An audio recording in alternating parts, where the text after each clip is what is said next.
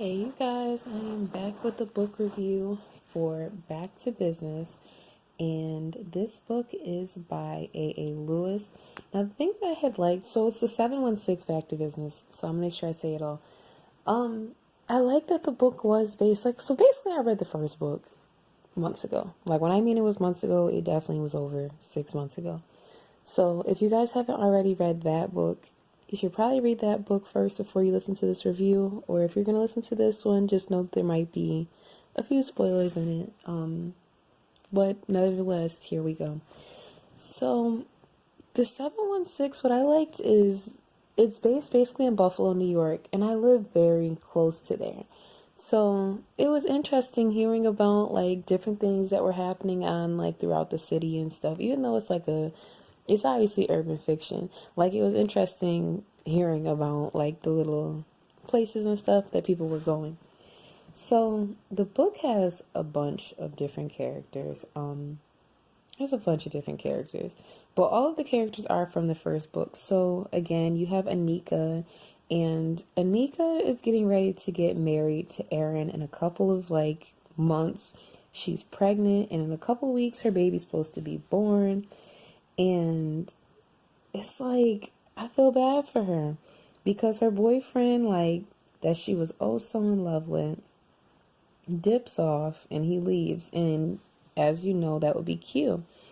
So Q just leaves without telling her where he's going, what's going on. Like, she's just kind of left to her own devices. And when she gets linked up with Aaron, she's thinking maybe she has a good thing, like, going on, whatever.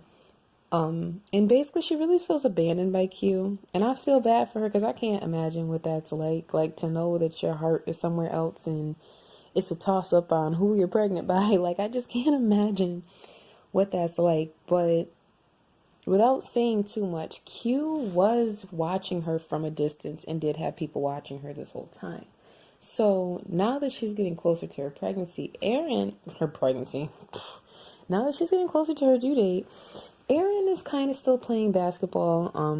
I want to say with the NBA. I know he's like a professional basketball player. So he's off still like traveling and doing what he has to do and stuff. And when she gets set up on this like surprise, I'm going to say like a surprise trip. She gets all dressed up in a car, like a limousine pops up for her. She's all excited thinking that it's Aaron coming to visit her, and really that's not necessarily the case. I'm not going to spoil it with who it is that came to see her, but it definitely caught her off guard. Now Q, I feel like he got some stuff with him, if y'all know what he mean. He got some nonsense with him, but Aaron, by far, was one of the characters in this book that disgusted me the most. Because in his mind, yes, he's engaged to be married in a couple of months. Yes, he believes he has a baby on the way and all this other stuff. And he knows that Anika's at home waiting for him. But in his eyes, he's single as long as he's not married. So he's just, oh my God. He is just living and reaping the benefits of being a professional ball player. And when the women throw themselves at him, he is not telling them to stop. He's actually hunting them down. He's actually searching them out. And to me, that just was disgusting because I was just like, that to me is just the ultimate disrespect. Like, I truly will always feel the way a man treats you while you're pregnant is the way he really feels about you. Like, if you can't protect me and be faithful to me during that time, yeah, I definitely don't need to be getting married. But, oh God, these characters throughout this book, they have this like organization they call like the fam. And a lot of it is them selling drugs and stuff. And a lot of it is, I'm not going to say necessarily like gang behavior and stuff going on. But to an extent, it kind of sort of is. Like, I'm trying not to make it seem like it's... I don't really know how to describe it. All I do know is there's, like, the whole family is, like, involved in it. You have Q, you have Uncle Cleo, you have Auntie Willa G. And, like, although the aunt seems older, she don't be playing. Like, whatever she says still goes. Like, it's crazy. You have J, you have Q, you have Mario. Um, I want to say Mario was appointed by Q. Uncle Sarge, you have who's retiring, so he's trying to sit here and pass on basically his role onto the next person that would fall in line. Yeah, so basically as I was saying before the camera cut off, Aunt Auntie Willa May, she grew up with a lot of siblings. It says she grew up with 11 siblings. She was the only girl. And I can relate to that because there's only 2 girls out of the 9 of us. So I get it. Like, you kind of grow up a little rougher around the edges. You grow up not as soft and gentle as people would think you would. So that's why she's kind of able to rule among like her family and this organization with like an iron fist. But the problem that's coming about is although Uncle Sarge is stepping down, they have some internal issues that they're not even aware that they have. They have someone working within their organization, if you want to call it, that is actually trying to make side deals and start their own little hustle. The problem with that is the person that they tried to get the product from came back and told Jay, who then goes back and has to relay the message to Q and figure out how they're gonna handle all of this, because it's not just happening in New York. This is also a problem that's happening in South Carolina with people that they're associated with. So now that I have said basically what the book is about, and you guys can tell there's going to be a lot of drama because aside from Anika and her nonsense that's going on with Aaron and Q suddenly popping back up on the scene, you have all of this organization's like drug related issues and stuff.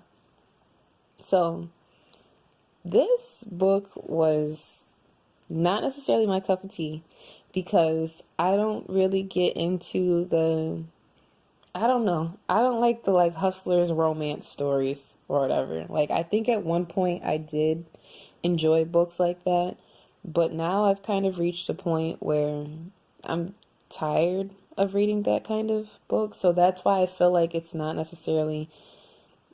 wasn't my favorite kind of book, honestly. It just wasn't enjoyable for me because it's like, I don't know.